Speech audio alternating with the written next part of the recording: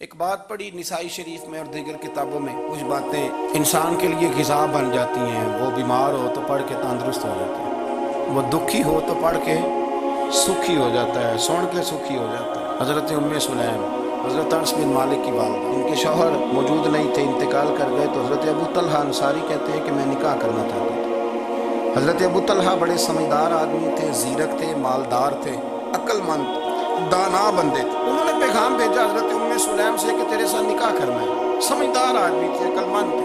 حضرت ام سلیم کہنے لگی کہ آپ نے پیغام نکاح بھیجا ہے تو آپ جتنے وفادار اور شریف آدمی، آپ کا پیغام نکاح رد نہیں کیا جا سکتا، پر میری نکاح کی شرطیں بڑی سخت ہیں۔ انہوں نے کہا وہ کیا؟ کہنے لگی میرا حق مہر بڑا مہنگا ہے، اگر آپ میرا حق مہر ادا کریں تو وہ میں آپ سے نکاح کر لیتی ہوں۔ حضرت ثابت رضی اللہ تعالیٰ عنہ فرمایا کرتے تھے دنیا میں اتنا تگڑا حق مہر میں نے کسی بیوی کا نہیں دیکھا، اور اتنا خوبصورت بھی نہیں دیکھا جتنا حضرت ام سلیم کا حق مہر ہے۔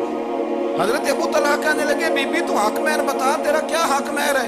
دیکھو ان لوگوں کا ایمان کتنا مضبوط تھا، تعلق کتنا گہرا تھا۔ ام سلیم کہتی ہے حق مہر دے دو، اور جو لفظ انہوں نے بیان کیے وہ اتنے شاندار ہیں کہ وجد کرنے کو دل کرتا ہے۔ فرمانے لگی بس حق مہر لوں گی، اس کے بعد کسی چیز کا سوال نہیں کروں گی، ساری زندگی خرچہ نہیں مانگوں گی، روٹی پانی کپڑا جو دو گے پہن لوں گی، پر ایک حق مہر وہ اگر دیتے ہو تو میں نکاح کر لیتی ہوں، اس کے علاوہ سوال کوئی نہیں۔ حضرت ابو طلحہ کہنے لگے بی بی بتا تو صحیح حق مہر کیا؟ تو رو پڑی، کہنے لگی تو غیر مسلم ہے، میرے نبی کا کلمہ پڑھ جا، یہی میرا حق مہر بن جائے، تو حضور کا غلام ہو جا، میں ساری زندگی روٹی نہیں مانگتی، میں کسی شے کا سوال نہیں کرتی، میں غریبی میں جیوں گی، میں تھوڑے پہ گزارا کروں گی، پر میرے رسول کا کلمہ پڑھ جا، یہ میرا حق مہر بن جائے گا۔ آپ یارو اس درد کو سمجھو، تو کلمہ پڑھ جا۔ حضرت ابو طلحہ کہنے لگے میں بھی دین کے بڑا قریب تھا، لیکن تیرا سچا اور سچا جذبہ بتاتا ہے کہ دین سچا ہے۔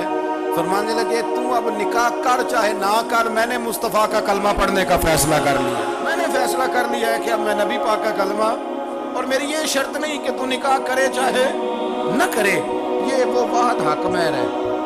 ایک بی بی نے حق مہر لیا ہے کہ تو کلمہ پڑھ، تو کلمہ پڑھ اور میں تیرے ساتھ نکاح۔ اللہ کرے اب بھی بیویاں ہوں جو کہیں کہ پہلے نمازی بن اور حمد یاد کر، پہلے شریف النفس ہو، پر یہ تو بیویوں کی شرطیں نہیں۔ بیویوں تو کہتے ہیں قبضہ دے تو اپنی کنجیاں دے، باقی کسی چیز کی ضرورت۔ میرے رسول کریم علیہ السلام کے غلاموں کی دین کے ساتھ جو کمٹمنٹ ہے، دین کے ساتھ ان کا جو گہرا مضبوط ربط ہے، اس ربط کا انداز یہ ہے کہ عورتیں بھی کہتی ہیں کہ آپ کلمہ پڑھ جائیں، ہمارا حق مہر ہو گیا۔